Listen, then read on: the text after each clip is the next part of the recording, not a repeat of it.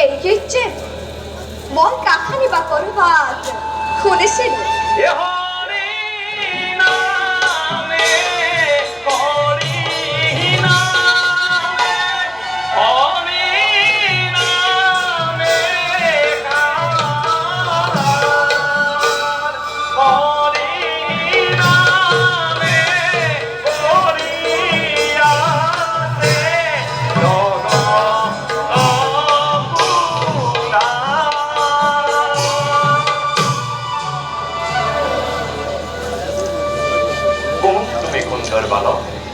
তুমি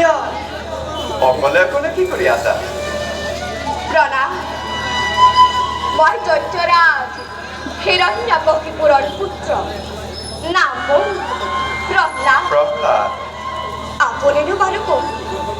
আপোনাৰ মুখৰ গীতবিলাক মোৰ যে ইমান ভাল লাগে মোকো বাৰু এনে গীত গাবলৈ শিকাবনে আচ্ছা প্ৰহ্লাদ গীত গাই ঘূৰি ফুৰো আমাৰ দৰে সন্যাসী ফকীৰবিলাকেহে যাৰ খাবলৈ এমুঠি অন্ন নাই যাৰ পিন্ধিবলৈ গাত বস্ত্ৰ নাই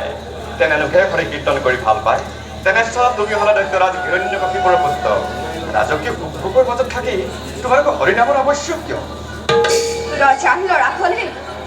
হৰি কীৰ্তন কৰিব নোৱাৰে বুলি আপোনাক কোনে ক'লে ৰজাৰ ল'ৰা হলে হৰি কীৰ্তন কৰে পাৰে সঁচা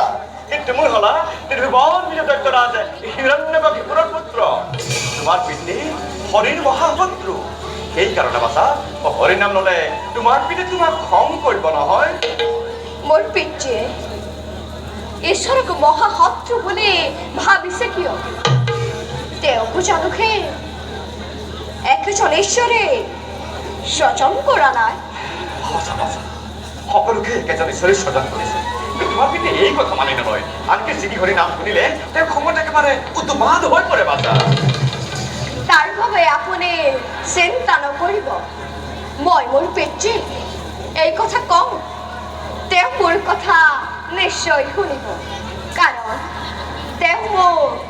বৰ মৰম বুজিছো বাছা তুমি চেষ্টা কৰিলে পাৰিবা এটা যাওঁ বোলা সৰু বৰ পাওঁতে মই তোমাকে 2-4টা গীত শিকাই দিম আহা প্ৰহ্লাদ আৰু এয়া শুনা এ শ্ৰৱণ কীৰ্তন স্মৰণ বিস্ফুৰ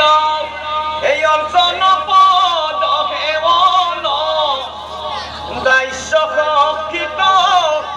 বন্দন বিস্তুত একৰি বাদে হাগৰে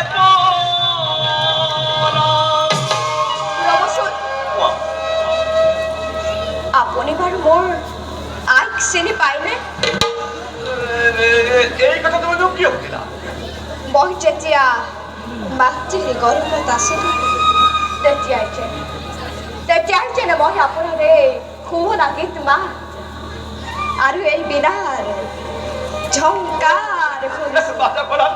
দেখে দেখে ঘূৰি পেলাই শুনি নাকি হয়তো মোৰ গীত কেতিয়াবা কৰিবা তুমি শুনিব পৰা এতিয়া আমি সময় নষ্ট নকৰো যাওঁ বোলা আৰু এয়া শুনা হৰি